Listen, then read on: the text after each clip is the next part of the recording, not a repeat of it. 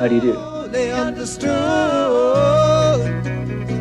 that you'd leave on your ship. Edinburgh's contribution to 20th century music has been somewhat obscured behind the city's other cultural prowess. However, from these streets came a band who would influence the Beatles, Bowie, Dylan, Led Zeppelin, and so many more. I cursed you to your face. Right here were the pubs that gave birth to the folk scene of mid-1960s Edinburgh, including the sounds of the incredible string band. My name is Cohen. I come from Edinburgh, and I'm very pleased to meet you all. Well, I was aware how different and ahead of the time Robert and Clive were, because I was a fan of them and I used to go and see them every Tuesday in the Crown Bar.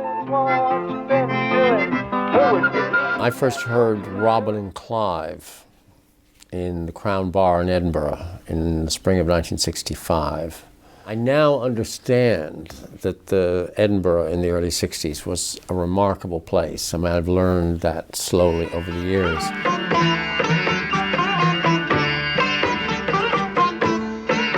After the success of the band's debut album in 1966, songwriter Robin Williamson headed to Africa and the Far East. When he came back, he was full of influences and also rare instruments not seen before in this country.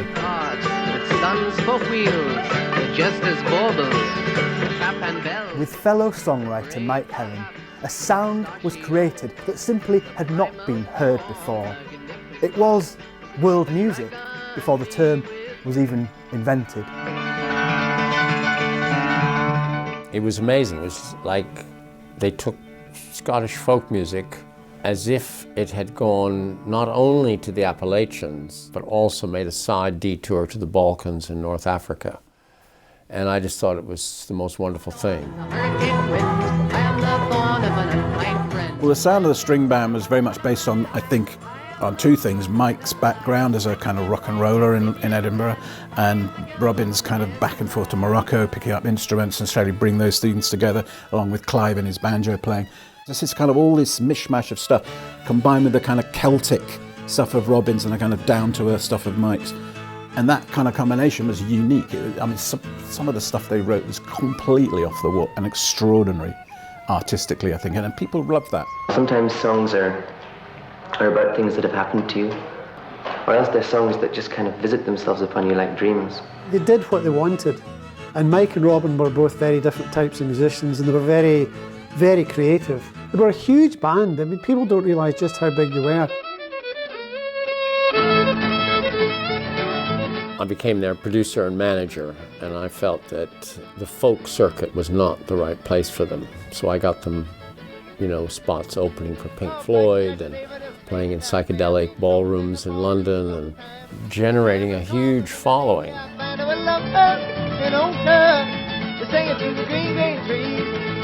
The band reached the height of their powers in 1968 with a top 5 album and a headlining tour of the United States of America, making them the only Scottish band so far to have achieved such a fate. Then, in 1969, they were invited to play the humongous Woodstock Festival.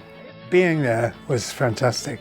We got flown in and the roads were just choked up. So we got flown in a military helicopter with no side, the kind of thing. And Ravi Shankar and Ali Raka were on the same flight. And he was terrified, clutching his sitar.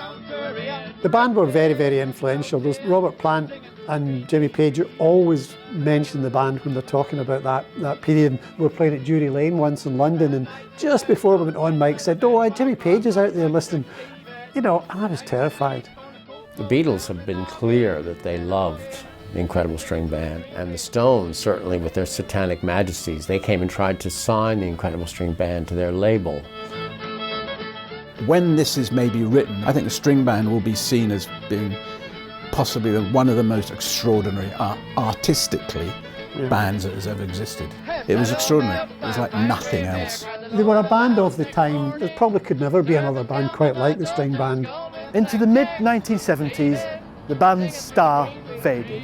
What could never fade, though, was their influence on so many of the sounds that came after them.